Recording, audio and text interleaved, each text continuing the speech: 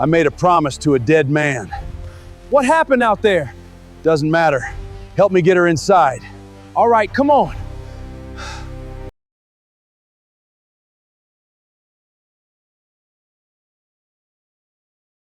Don't forget to subscribe to our channel to continue the story. At Black Voice Stories, every story reveals a deeper truth about life, courage, and humanity. Subscribe now, and let's continue this incredible journey together.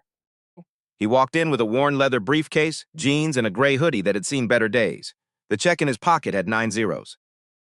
Nobody in that lobby knew it yet. That was the whole problem. 6:14 in the morning. Keanu Reeves hit snooze once, exactly once, then sat up in the dark of his apartment and listened to the silence of a city that hadn't started yet. His daughter Emma was already awake. She was 10 years old and had inherited his inability to sleep past sunrise.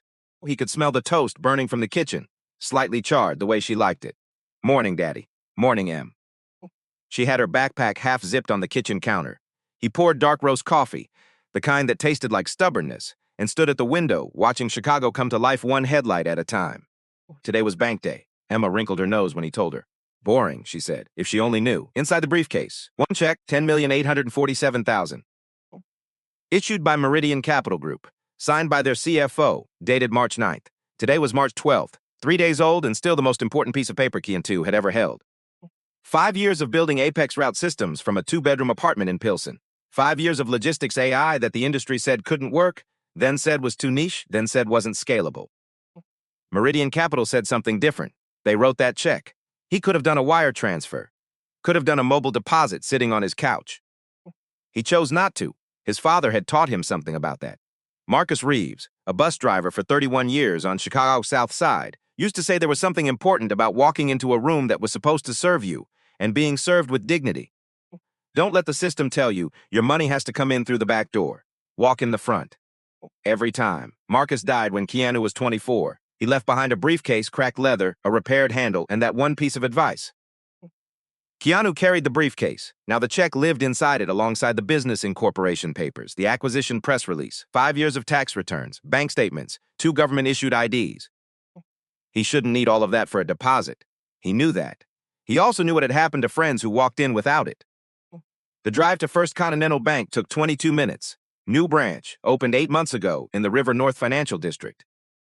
Glass facade, marble floors, the kind of building that announced itself before you reached the door. Keanu parked, checked his watch, 12:09 p.m. Lunch rush. The lobby would be crowded. Good. He didn't know yet why that would matter. He walked through the heavy glass door at 12:11 p.m. The air inside smelled like recycled cold and new carpet. Fluorescent lights buzzed faintly overhead. Security camera mounted in the northeast corner, timestamp running. 12 customers in line are seated, 3 teller windows, 4 service desks. Counter 2 is open. A woman sat behind it. Mid-40s, pressed blazer, reading glasses on a lanyard, name badge, Carol Hendricks, branch manager. Keanu approached, briefcase in his left hand. He set the check on the counter. Good afternoon. I'd like to deposit this, please. Carol Hendricks looked at the check. Then she looked at Keanu, the hoodie, the worn boots, the briefcase with the cracked corner, and something shifted behind her eyes. Something small and fast, like a door clicking shut before a guest could enter. Keanu recognized it the way you recognize a smell from childhood. Without thinking, without being wrong. Can I see some ID? Of course. He produced his driver's license, Illinois, current address. Valid through 2027. Photo matched. She studied it the way people study a menu they've already decided they don't want to order from. Do you have another form of identification? He handed over his passport. She held the passport up beside his face. Held it there. The line behind him noticed. An older man in a suit shifted his weight. A woman with a stroller looked away. Nobody said anything. And do you have documentation for the source of these funds? It's a check, Keanu said, from Meridian Capital Group. For the acquisition of my company. Sir, for amounts of this size, we require verification of the source. That's standard procedure. Standard for whom, Keanu thought. He opened the briefcase. Business card, Apex Route Systems, CEO and founder. Acquisition announcement, dated March 9th. Press release from Meridian Capital. He laid them side by side on the counter. Carol barely glanced at them. Do you have tax returns? Bank statements? 5 years of both. He placed them on the counter, too. The stack was an inch thick. She picked up the check again and tilted it toward the light, rotating it slowly, like she was looking for a watermark that would explain away the number.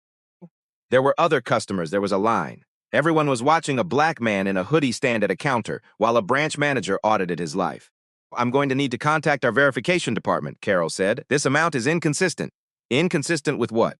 Keanu's voice was calm, precise. A scalpel, not an axe.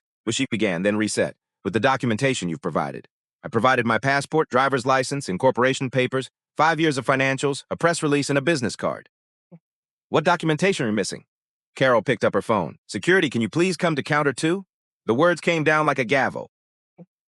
Around Keanu, 12 people went very still. A woman near the door exhaled audibly. The security officer, a man named Roy, late 50s, veteran badge, walked over without urgency but without looking away.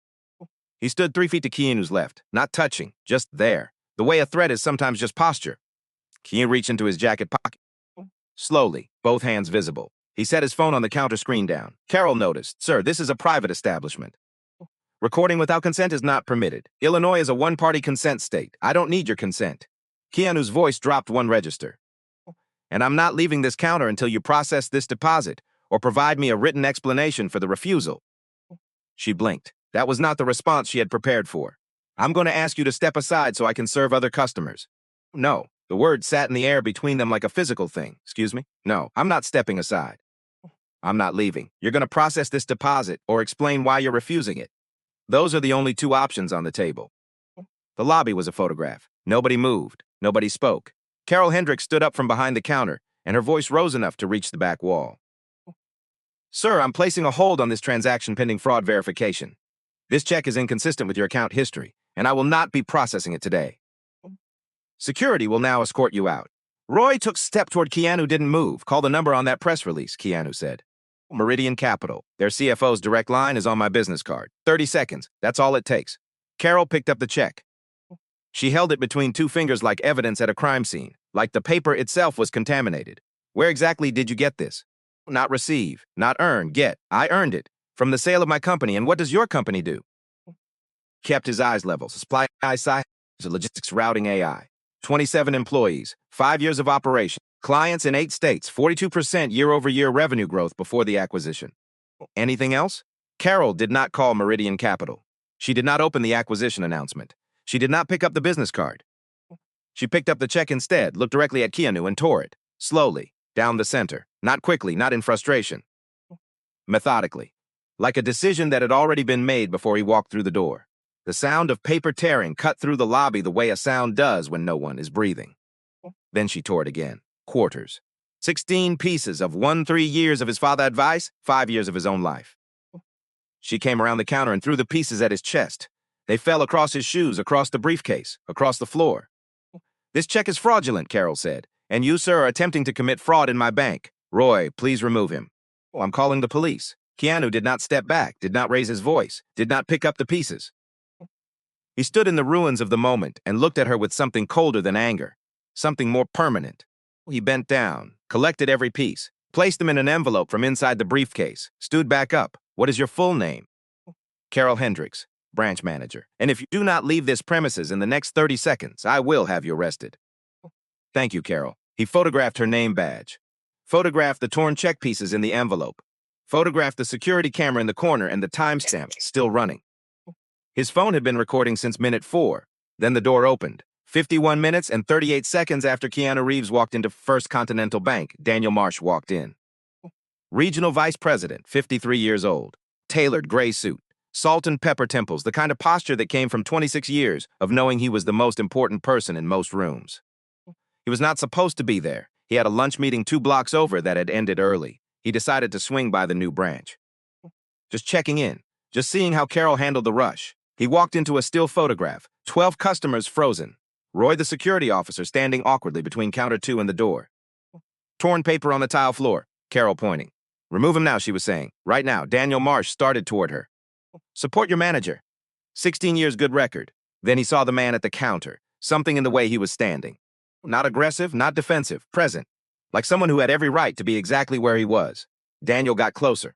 He saw the face. The world stopped. "Oh, God, Mr. Reeves." Every syllable landed differently. The lobby felt it. Carol's pointing finger dropped. Roy took a step back. The 12 customers leaned forward without realizing it. Keanu turned slowly. No surprise, no relief. Just a long, quiet look at the man who had just arrived 52 minutes late, Mr. Marsh. They knew each other. Daniel Marsh had spent 40 minutes last November at the Midwest FinTech Summit pitching Keanu on First Continental's business banking services. Relationship banking, he had said. We see our clients as partners. We understand that success looks different for different people. Keanu had listened politely. He had not signed anything. Now he understood why he hadn't. Daniel looked down, torn paper on the floor. He picked up a quarter of a check. He could make out the fragment cap. Keanu Ree, 10,347,000. His face went the color of the marble beneath his feet. What happened here, he said. His voice cracked slightly on the word what. Carol launched in. Sir, this gentleman presented a fraudulent check. He refused to cooperate with verification. He refused to leave. He started recording without consent. He became increasingly aggressive, and I had no choice but to refuse the transaction and request his removal. Stop. Daniel's voice was a wall. Just stop. Carol blinked. She had never heard that from him, not once in 16 years. Daniel looked at Keanu, really looked, saw the phone on the counter, saw the envelope, saw the composed fury in every line of his posture. He had been doing this long enough to know exactly what had just happened, Mr. Cereves. Sir, his voice was careful now, choosing each word like he was walking across ice. Can we please speak in my office? I can make this right, sir. The word detonated. Carol heard it and went pale. The customers heard it and exchanged glances. Roy took 2 full steps backward. Not this gentleman, not Mr. Reeves alone. Sir, with mass, with recognition, with the weight of someone who understood they were standing in front of a disaster. Your branch manager, Keanu said quietly, destroyed my property. She accused me of fraud. She called security. She threatened to have me arrested. And now you'd like to take this private, where no one can hear, where you can manage the narrative, and I can sign something and disappear. No, Mr. Reeves, please. Let me fix what? Keanu picked up his envelope. Your manager looked at a black man with a $10 million check and decided that picture didn't make sense. She didn't call Meridian. She didn't read the acquisition announcement. She didn't spend 30 seconds on verification. She spent 52 minutes performing certainty about who I was based on what I looked like. And when she was done performing, she threw the pieces at my chest. What exactly are you going to fix? The silence in the lobby had texture now. It had weight. I'm deeply sorry, Daniel said, and for the first time it sounded like he meant it. I'm sorry I wasn't here. I'm sorry it took me 45 seconds to recognize you. I'm sorry that 45 seconds mattered. Keanu looked at him, saw the genuine regret, saw also the calculation underneath it, the lawsuit math, the press math, the board math, apologies that arrive with spreadsheets attached. Your apology is noted, Keanu said, and then get her away from me. Daniel didn't hesitate. Miss Hendricks, my office now. Carol opened her mouth. Daniel's expression closed every exit. She walked toward the back, stiff and uncomprehending, still not understanding what she had done or why the word sir had sounded like an earthquake. Daniel turned back to Keanu. I will replace the check immediately. I will personally guarantee this deposit, whatever it takes. You don't have authority to replace a check issued by Meridian Capital, Keanu said.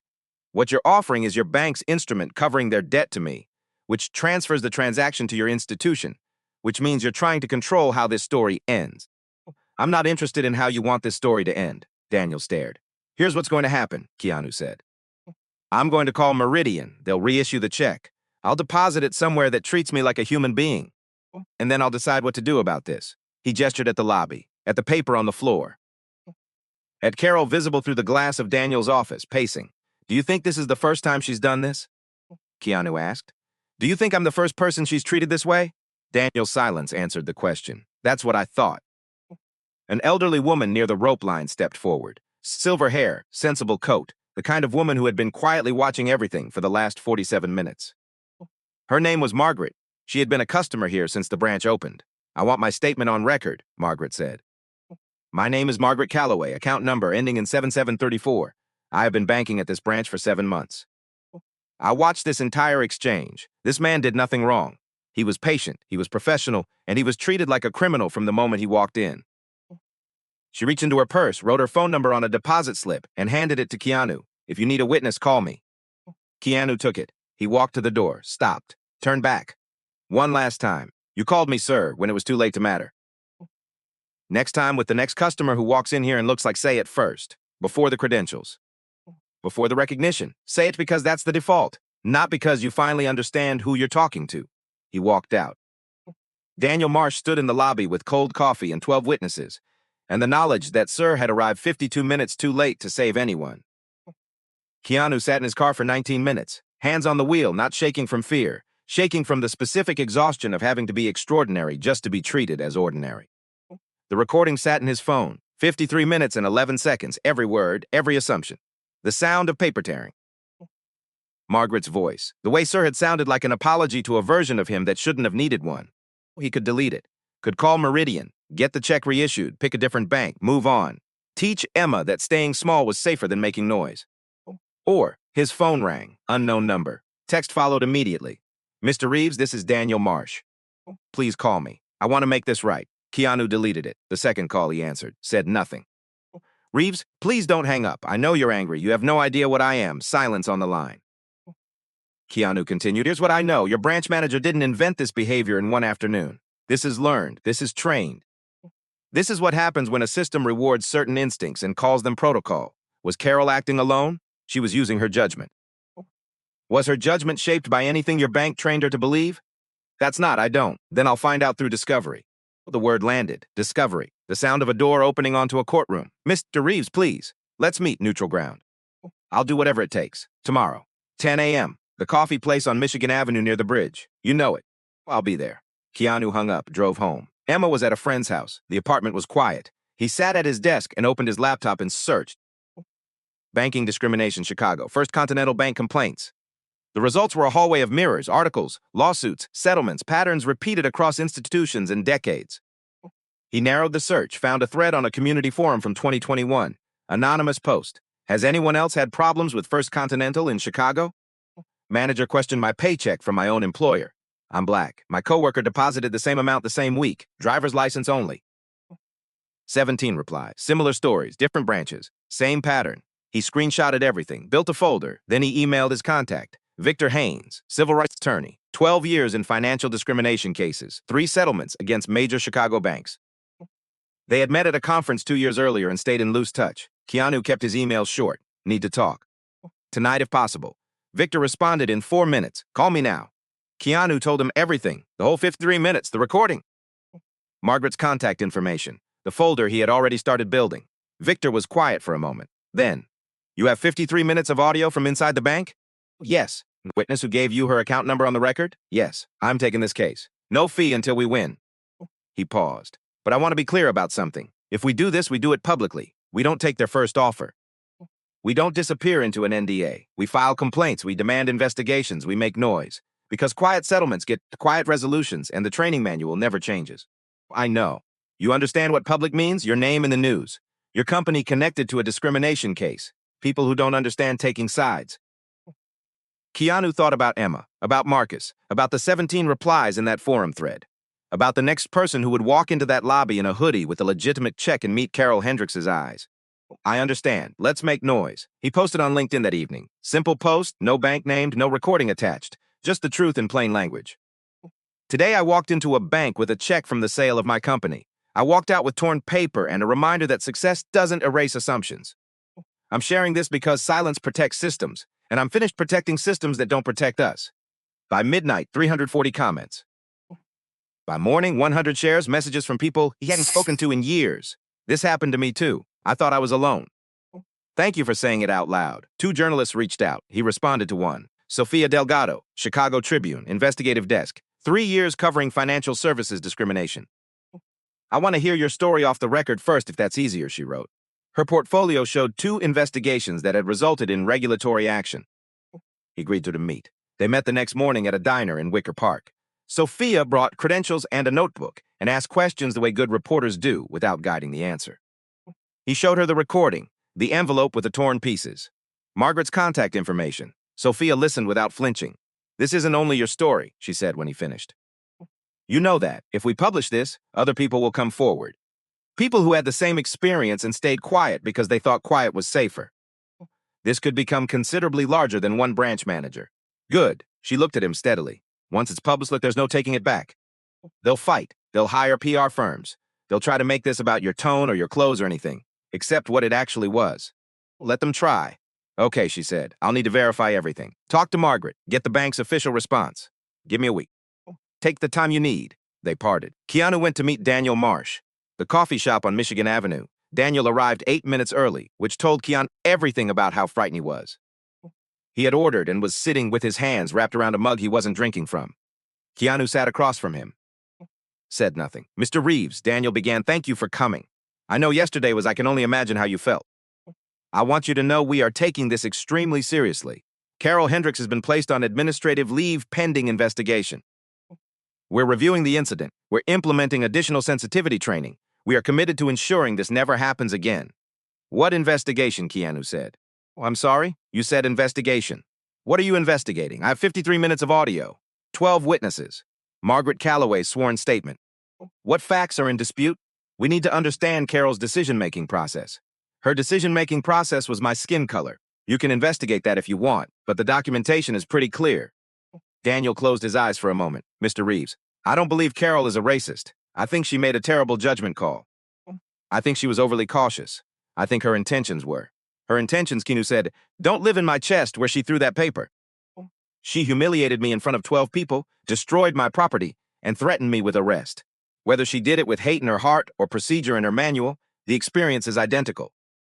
And you're standing here defending her intentions while I'm sitting here carrying the experience. That tells me something about what your bank values.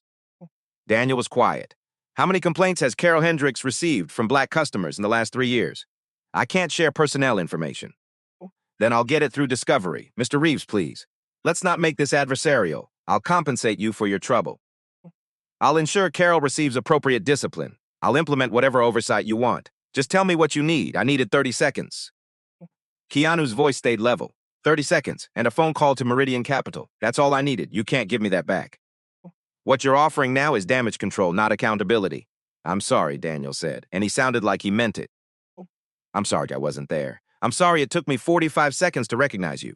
I'm sorry those 45 seconds cost you something I can't restore. Keanu looked at him. Your apology is real, and it doesn't change anything. Here's what I'm doing.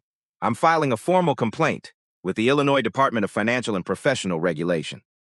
I'm sharing my story publicly, and if other people come forward and they will, I'll support them. Please, Daniel said. Let's settle this privately. We can be generous. You name a number. You want me to name a price for my silence? For your cooperation, for handling this like two professionals. Keanu stood. You called me, sir, after your manager threw my check at my chest. After she called me a criminal. After she humiliated me in front of 12 people. You called me, sir, when it was too late to mean anything as a welcome, when it could only function as an apology. The next black customer who walks into your bank, say it first, before you recognize them, before you know their name. As a default, not a reward, he left. Daniel Marsh sat alone with cold coffee and the sound of a door closing. April 3rd. Sofia Delgado's story went live on the Chicago Tribune website at 6 a.m. Title, Banking While Black. Subtitle, a torn check, 53-minute of audio, and what one bank's response reveals about who gets respect before recognition. The piece ran 4,000 words. It included excerpts from the recording, not the full 53 minutes, but enough. Carol's voice explaining that the deposit seemed inconsistent. The sound of paper tearing, Keanu's steady response, what is your full name? And Daniel Marsh's arrival, Mr. Reeves, sir.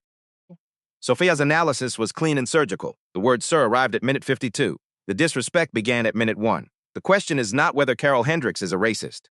The question is what system produced her certainty. By 9 a.m., 400,000 views. By evening, 4 million. The comment section became a confessional. First Continental, 2020. Manager required 3 months of pay stubs for a $6,000 deposit. I'm black. The white woman behind me deposited $12,000. Driver's license only. Nobody stopped her. Carol Hendricks denied my small business loan in 2022. Called my projections unrealistic. I have an MBA from Northwestern and 12 years of corporate finance experience. The loan was for $80,000. I had $240,000 in verifiable assets. Different branch, same outcome. They kept me at the counter for 38 minutes. Made me explain my employment twice. I'm a senior software engineer at a company you use every day. My white colleague made the same deposit the same afternoon. 17 minutes, including small talk. The pattern was documented now. Not alleged. Documented. 19 people shared contact information publicly. Victor Haynes filed formal complaints with the Illinois Department of Financial and Professional Regulation and the Consumer Financial Protection Bureau. Case number IL 2024 FIN 0441. Nature, race-based discrimination, destruction of property, violation of federal banking consumer protections. First Continental Bank issued a statement. We take these allegations extremely seriously. Ms. Hendricks has been suspended pending internal review. We are committed to equal respectful service for all customers. The statement did not apologize to Keanu. It did not address pattern. It did not mention the 19 other people. Comments under the statement, too late. She was suspended after you got caught. What about the 19 complaints? What about the training? April 7th, something unexpected, a whistleblower. Anonymous email to Sofia Delgado. Subject line, you need to see this. Attached 61 pages. Internal document. Customer Risk Assessment Protocol version 4. 1 marked confidential. Dated October 2021. Sophia called Keanu that morning. You need to read this. They met at the same Wicker Park diner. Sophia slid her laptop across the table. Section 2. Enhanced due diligence triggers. The list included deposits from non-established customers exceeding $25,000. Transaction originating from high-risk zip codes. Appendix D listed the zip codes. Keanu recognized them. Roseland, Chatham. South Shore, Austin. Predominantly Black and Latino neighborhoods. Not explicitly racial, functionally racial. Section 4. Unlikely customer profiles. Defined as deposits or transactions that appear inconsistent with customer presentation. Customer presentation undefined. A blank space in the training document where the definition should have been. A blank space that every manager filled in with their own assumptions. And then the performance metrics. Carol Hendricks. Q3 2023 performance review. Exceeds expectations. Key strength. Proactive fraud prevention. Flagged 11 high-risk situations. Bonus. 9/200. Keanu cross-referenced dates. 9 of those 11 situations aligned with complaint dates from customers of color. They trained her, Keanu said quietly. This wasn't an accident. She was following a protocol, and she was paid to follow it well. Victor Haynes received the documents within the hour. This changes everything, he said. We're not litigating an individual act. We're litigating a policy. This goes to board level. This goes to the people who designed the training and approved the bonuses and built the system that produced Carol Hendricks. April 8th, Sophia published the follow-up. Leaked documents reveal systemic discrimination training at First Continental Bank. The article named the zip codes. Quoted the performance review. Connected the bonus to the complaint dates. Drew the line between the training manual and the moment the paper was torn. First Continental Bank stock dropped 11%. The board called an emergency session. 5 institutional investors publicly expressed concern. The Illinois governor called for a comprehensive investigation. The Consumer Financial Protection Bureau elevated the complaint, a priority status. The bank's CEO, Robert Callahan, held a press conference. We are shocked and dismayed. The training materials in question were implemented by a former regional director without proper board oversight. They do not reflect our values or our commitment to equal service. We have immediately suspended the relevant programs. Reporter. The manual is dated 2021. It has been in use for over 2 years. Are you saying the board had no knowledge? Callahan. We are reviewing the full approval chain. Reporter. Ms. Hendricks received a bonus tied to flagging high-risk situations, the majority of which were complaints from customers of color. Did the board approve that incentive structure? Callahan. I cannot comment on personnel matters. Reporter. Mr. Reeves stated that Regional VP Daniel Marsh addressed him as sir only after recognizing him. Does your bank train its managers to extend respect only to customers they recognize? Silence. A long silence that answered the question better than words could. Of course not. Mr. Marsh's response was appropriate once he understood the full situation. Reporter. So the situation required understanding before respect was extended? The clip ran 17 million times in the next 4 days. That phrase, the situation required understanding before respect, became the story. Became the evidence. April 14th. 19 complaints became 28. 9 additional complainants came forward. A former First Continental employee, Terry Simmons, compliance officer for 11 years, provided additional documentation. Email chains showing internal concerns raised and dismissed. Statistical analysis showing that 87% of discrimination complaints came from customers of color, despite that group representing only 31% of the customer base. Terry's statement, I raised these numbers internally in 2022. I was told settlements were cheaper than restructuring. I resigned in March 2023. I should have done it sooner. Victor filed an amended complaint, no longer individual, class action, pattern and practice discrimination. Civil Rights Act violation, Section 1981. Requests, institutional reform, independent third-party oversight, mandatory public disclosure of all settlements since 2018, compensation for all identified victims. Damages uncapped pending hearing. The State Regulatory Board scheduled a public hearing, April 23rd, live-streamed. All parties required to testify under oath. Keanu would testify, Carol Hendricks would testify, Daniel Marsh would testify, CEO Robert Callahan would testify, and 67,000 people would watch live. April 17th. Keanu received a letter from Morrison, Blake & Reed LLP, counsel for First Continental Bank. Settlement offer, confidential terms. Generous compensation, withdrawal of all complaints, non-disparagement agreement with a broad scope covering all officers and employees. Victor read it and set it down. They're terrified. This offer is what terror looks like when it's wearing a suit. What do you want to do? Keanu looked at the number, thought about Emma's college fund, about security, about how much 5 years of his life and everything they produced was worth. Then he thought about the 27 other complainants who hadn't sold a company, who didn't have a lawyer, who had walked away from their own counters with torn paper and no recording, and no Margaret Calloway writing her account number on a deposit slip. No, Victor smiled. Good, because we are about to get considerably more than that number, and all of it on the record. April 23rd, room 211 of the Illinois Department of Financial and Professional Regulation building on West Randolph Street. Every seat filled. Overflow crowd watching the live stream, which opened at 9 a.m. with 31,000 concurrent viewers and climbed. Commissioner Ann Bridges presiding. 22 years in financial regulation. She had the kind of stillness that came from having seen the whole range of human behavior in professional settings and being surprised by very little of it. 9 a.m. Hearing begins. 35. Carol Hendricks called. Sworn in. Attorney from Morrison Blake beside her. Victor Haynes examined her. Ms. Hendricks, on March 12th, you declined to process a deposit from Mr. Reeves. Why? The amount seemed inconsistent with typical deposits of that nature. Inconsistent with what standard? The check was very large. Verification protocols apply. Did you contact Meridian Capital Group to verify the check before declining the transaction? Silence. Simple yes or no. Did you call the issuing company? No. Victor introduced the camera footage. 3 white customers at counter 2, deposits to $143,000. Each processed with a single ID, no verification calls made. Total processing time between 7 and 12 minutes each. Mr. Reeves, he said, provided 3 forms of identification, 5 years of financial documentation, a press release, and a business card. He was in the branch for 53 minutes. You still declined his deposit and destroyed his property. What was different about his transaction? Carol's attorney objected. Calls for speculation. Commissioner Bridges, she may answer. Carol, each situation is evaluated individually. Victor, what made his situation different from the 3 customers on this footage? Long silence. The kind of silence that is also an answer. Victor introduced the training manual. He walked Carol through Section 4, Unlikely Customer Profiles. He asked her to read the definition aloud. Deposits are transactions that appear inconsistent with customer presentation. He asked her what that had meant to her in practice. Her attorney objected again, sustained on narrow grounds. Victor moved to the performance review, the bonus, the dates, the pattern. By the time Carol Hendricks stepped down from the witness seat, the room understood what had happened.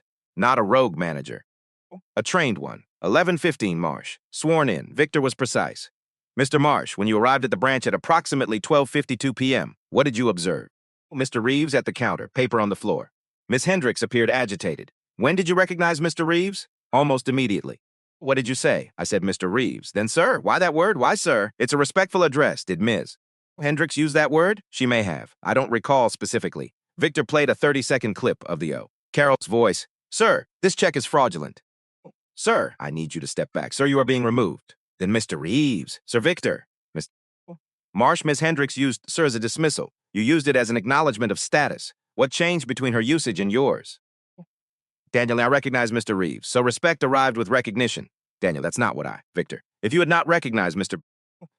Would you have used that word with the same weight? Long pause. Daniel looked at his hands. I don't know. That's the problem, isn't it? The room held very still. Uncle PM. Keanu Reeves. Sworn in. He had asked to go last. He wanted the final word. Victor asked the straightforward questions first. The timeline, the facts, the documentation, the sequence. Then he asked the human question. Mr. Reeves, when Mr. Marsh addressed you as sir, after 52 minutes, what did you feel? Keanu looked at Commissioner Bridges. Then at the camera. I felt like respect was being paid to the version of me he recognized, the CEO. The entrepreneur with a name he associated with a conference room and a business card. But that respect wasn't being given to the version of me that walked through the door 52 minutes earlier. The black man in a hoodie with a check. That version didn't deserve sir until his identity was verified by someone with the right credentials to verify it. And that's the problem. Dignity shouldn't require documentation. Respect shouldn't require recognition. The word sir should be the starting point, not the apology. Commissioner Bridges was quiet for a moment. Mr. Reeves, what outcome are you seeking? I want the training manual destroyed and replaced with something written by people who understand what the zip code list was actually doing. I want independent oversight with teeth and a public reporting requirement. I want every complaint from the past 6 years reviewed and every victim compensated. And I want the next black person who walks into First Continental Bank to get sir before minute 1, as a default, as a baseline, not as a reward for being recognized. 3:45 p.m. Commissioner Bridges issued preliminary findings. Based on testimony, exhibits, and audio evidence presented, this commission finds probable cause that First Continental Bank engaged in systematic discriminatory practices against customers of color. Training materials contained functionally discriminatory criteria. Performance incentives rewarded behavior with discriminatory outcomes. Management at multiple levels failed to implement adequate oversight or respond appropriately to internal warnings. Preliminary remedies: 5, $1 million fine. Mandatory independent monitor for 3 years at bank expense. Public disclosure of all discrimination settlements since 2018. Individual accountability recommendations: Carol Hendricks, termination and bar from banking industry. Daniel Marsh, formal regulatory censure and mandatory retraining. CEO Robert Callahan, personal fine of $240,000 and direct oversight requirement. Final order in 3 weeks, May 8th. Final order confirmed. All preliminary remedies plus. First Continental must establish a $6. $2 million victim compensation fund, open to all documented complainants. Mandatory annual demographic reporting for all service interactions. Transparent public complaint process with independent review. Keanu's individual settlement, $917,000, the result of the hearing, not the private offer. He donated $175,000 to the Legal Aid Society of Metropolitan Chicago. Established a scholarship at DePaul University, the Marcus Reeves Award for students who refuse to be made small, September. Keanu walked into Wintrust Bank on a Tuesday morning. Routine deposit, $430,000, new contract. He approached the counter. The teller looked up. "Good morning, sir. How can I help you today?" "Sir," before the briefcase was opened, before the check was read, before greeting, as a default, Keanu made his deposit. No extra questions, no security calls, no assumptions, just professional, respectful service, the way it was always supposed to be. He drove home, thought about March 12th, about torn paper, about 53 minutes, about the word sir, how it had sounded like an apology when it should have been a hello. He thought about Emma, who had asked him whether it was worth it, the whole thing, the noise and the exposure, and the cost of being the one who didn't stay quiet. He thought about the 28 other people who had found a path to justice they wouldn't have found alone. About the training manual that no longer existed. About the next black customer who would walk through a door and meet a different default. He thought about Marcus Reeves, who drove a bus for 31 years on the South Side and taught his son that dignity was not something you earned by walking through the right doors, or carrying the right briefcase, or being recognized by the right regional vice president. Dignity is what you walk in with. It's not what you have to prove. And sir, that word, 5 letters, it should come at minute 1. Not as reward for recognition, not as apology after humiliation, as a default, as a given, as the most basic acknowledgement that the person in front of you arrived with dignity and you are choosing to honor it. That's all it was. That's all it ever needed to be. If this story moved you, share it, not for the numbers. For the person who needs to hear that what happened to them has a name and a pattern, and people who refuse to stay quiet about it. Hit like if you believe respect should be a starting point, not a destination. Subscribe because these stories need to be told until they don't need to be told anymore. And leave a comment. Has something like this happened to you? Say it, because silence protects systems. And these systems have been protected long enough. Disclaimer: this story is a work of fiction created for entertainment and educational purposes only. All characters, names, businesses, and events depicted are entirely fictional and do not represent any real person, living or dead, or any actual establishment. Any resemblance to real persons, organizations, or events purely coincidental. This content is intended to explore themes of human dignity, workplace ethics, and social justice through narrative storytelling. It does not make factual claims about any individual, company, or institution. His grandmother in his arms, 200 bikers behind them in silent salute, the sun coming through the Georgia pines, like something that had been waiting a long time to arrive. That photograph ran on the front page of 3 national newspapers inside 36 hours. The hashtag was simple: Brother of the Road. 3 months later, you would not have recognized Route 9. The AP wire picked up the story the same day the local paper ran it. CNN gave it 6 minutes on a Tuesday morning. The photograph traveled across every platform for a week. Letters came to the shop addressed to Marcus Cole, Denton, GA, no street number needed. From a grandmother in rural Mississippi who wrote on the back of a church bulletin that the story had reminded her there were still good men in the world. From a retired veteran in Idaho who just wrote, "Your daddy did it right." The old Cole and Son sign came down on a Wednesday. 6 bikers in their cuts carried it into the lobby of the new building, the way you carry something irreplaceable. The new sign went up that Friday at sunset. Devon Cole Memorial Restoration Garage. Iron lettering, hand-forged. Cars slowed down on Route 9 to read it. People drove from 2 counties over just to see it. 8 bays, climate-controlled paint booth, hydraulic lifts rated to 4 tons each. A vintage parts warehouse stocked deeper than any shop in 3 counties, and at the entrance, under polished tempered glass on a raised platform, Devon Cole's workbench, the leather gloves, the distributor cap, the 1990s Iron Horse Custom Cycles catalog. A small brass plaque beneath the glass read, "This is where it started twice." The reopening was held on the first Saturday in May. 230 Hells Angels rode into Denton. Walter cut the ribbon. The mayor took the microphone afterward and read from a prepared resolution. By unanimous vote, this stretch of Route 9, from the county line to the water tower, is hereby designated Devon Cole Memorial Way. The crowd made a sound that started and then kept going. Across the street, in a black Land Cruiser parked at the dollar store, Gerald Pruitt, the developer, who had been dropping his offer on the property every 3 weeks like clockwork, watched through the windshield for a long time. 2 weeks later, his rezoning application was quietly withdrawn. He sold his other Denton holdings and relocated to Savannah. Nobody celebrated. Nobody needed to. The market had simply moved around honest men, the way it eventually always does. AutoCare Plus saw a 38% drop in traffic within 4 months.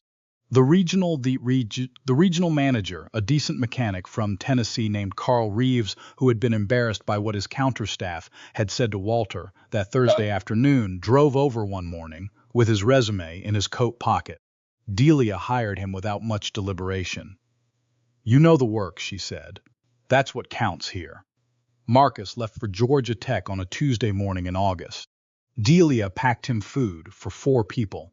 He drove his father's old pickup the 4 hours to Atlanta and cried for the first 40 minutes and then turned the radio up and was fine. His GPA after the first semester was 3.91. By the end of his first year, he was invited into the Engineering Honor Society. A professor asked him where he had learned to work a manual lathe with that kind of precision. Marcus just smiled. "My daddy taught me." His first Milwaukee summer apprenticeship was hard and long, and one of the best things that had ever happened to him. Walter's master builders worked him 14 hours a day and told him things about engines that were not in any textbook. By the end of his second year of school, Marcus had built a complete ground-up custom motorcycle as his independent project. He called it the Devon. Iron Horse auctioned it at a charity ride in Milwaukee. It sold for $51,000. Every dollar went into the Cole Memorial Trust. Darius Webb left Atlanta, came back to Denton. He took the lead apprentice position at the Memorial Garage, the first hire Delia made. Walter presented him with an engraved toolbox at a small ceremony in the shop lot. Darius held it with both hands and looked at Marcus and said, "Bro," then stopped, because there was nothing else to say. Delia hired 3 junior apprentices by the end of the first year. She also took in a young woman named Kelly, 20, aging out of foster care, with nowhere to go and nothing lined up. Delia gave her the guest room, then a job on the front desk. Then, in the way Delia Cole had always given things, something more than either. In Milwaukee, the Iron Horse Foundation launched what they called the Rural Garage Initiative. The mission: find family auto shops on the edge of foreclosure, pay the debt, rebuild the facility, hire the family back. In the first 18 months, 23 shops across 9 states. More than 400 jobs. 11 towns stabilized. The first 3 recipients of the Devon and Marcus Cole Memorial Trust were announced that spring. 2 young women from the Mississippi Delta. 1 young man from eastern Kentucky. All 3 were the first in their families to attend a 4-year university. All 3 were studying engineering. On a Saturday morning the following October, Marcus drove back to Denton from Atlanta. He went to the cemetery on the quiet road east of town. He wore his brother of the road patch on a clean black jacket. He carried a small object in his jacket pocket. He sat in the grass beside his father's headstone for a long time. He set the object on top of it, a hand-tooled miniature replica of Devon Cole's old battery work light, the scratched, dented, indestructible one. The one Marcus had clamped to the engine stand at 7 p.m. on a Thursday night in a thunderstorm. He didn't cry. He sat in the October sun and talked quietly. "You were right about the catalog, Daddy. And you were right about the rain. And you were right about everything else I didn't understand yet." Walter came through Denton 4 or 5 times a year. He stayed in the guest room down the hall from Kelly's room and ate Delia's biscuits in the morning and argued with her pleasantly about the right amount of butter. The apprentices at the Memorial Garage called him Uncle Walter almost from the beginning. He answered to it every single time, without exception, with a patience that Marcus suspected had been expensive to learn. 1 year after the storm, almost to the week, Marcus was alone in the Memorial Garage at 10:47 at night. He'd driven home for the long weekend. He was cleaning the last bay, running a mop slow and easy, letting himself be in the building for a while. Then he heard the knock, side door, soft, like whoever was knocking wasn't completely sure they had the right place. He opened it. A young woman stood in the rain. 22. Mascara tracked down both cheeks. She was holding a helmet under one arm and behind her in the wet gravel, a scooter that was not running. When she spoke, her voice had the careful quality of someone who had practiced not asking for things and was making an exception right now. "The man at the gas station told me this shop helps people who can't pay. I have to get home to my daughter. She's with my neighbor, and I told her I'd be back by 11. I don't have any money." Marcus looked at her for exactly as long as it took to see what was in front of him. Then he stepped back from the door. "Come on in out of the rain, ma'am. My grandmother's still up. She'll bring you a coffee." The young woman started crying then. Not loudly, just the kind of crying that happens when someone you had decided to stop expecting kindness from turns out to be kind. Marcus wheeled the scooter into the bay.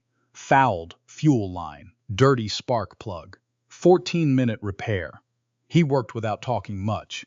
The way Devon had worked, the way he had learned was its own form of communication. The way silence in a shop, when it's the right kind of silence, means I see you, and this matters, and you're going to be fine. The scooter started clean on the first try. The young woman pulled out a folded bill from her jacket pocket, pressed it toward him. "That's $5. It's all I have on me." Marcus looked at the bill, then at her face. He shook his head slowly. $20 for the labor, ma'am. I don't have 20. Then nothing today."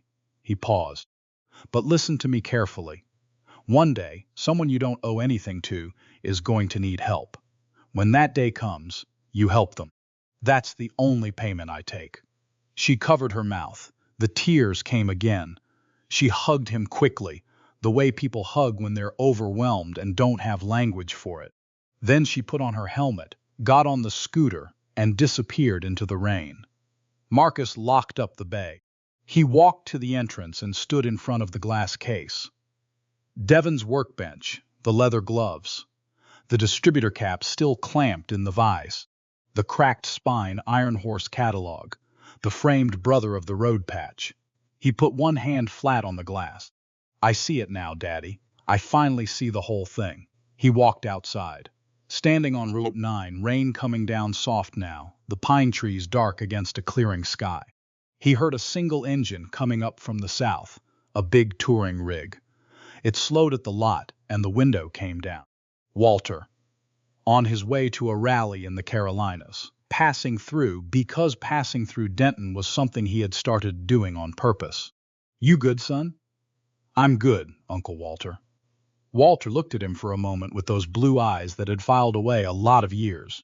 Then he nodded once, raised 2 fingers off the handlebar, rolled on north into the dark. 12 years ago, Devon Cole pulled over on a 2-lane Alabama highway. He worked on a stranger's engine for 4 hours in the July heat. He refused the money. He drove home. He put the catalog on a shelf beside his workbench, where his son would dust it every Sunday after he was gone.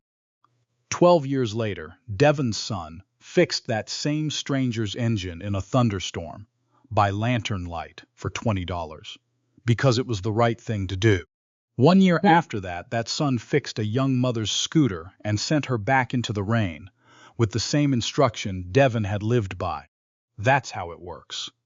That's how it has always worked when people let it. They will tell you that nobody stops for strangers in the rain anymore.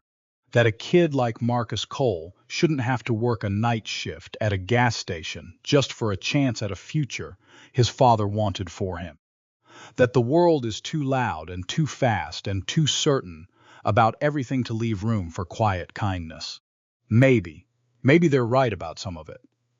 But they are missing something. The kindness doesn't stop moving just because you stop watching for it. Devon Cole proved that from a highway shoulder in Alabama. Marcus Cole proved it in a shop bay in the middle of a tornado warning. A young woman with a fouled fuel line and $5 in her pocket is going to prove it again, someday, for someone neither of us has met yet. It doesn't ask for credit. It doesn't keep a ledger. It just keeps going. If this story moved something in you, share it. Send it to someone who needs to hear it. Leave a comment below and tell me, if you had been standing in Marcus's shoes at 2 a.m. with $500 on the workbench, what would you have done? I'm reading every single one.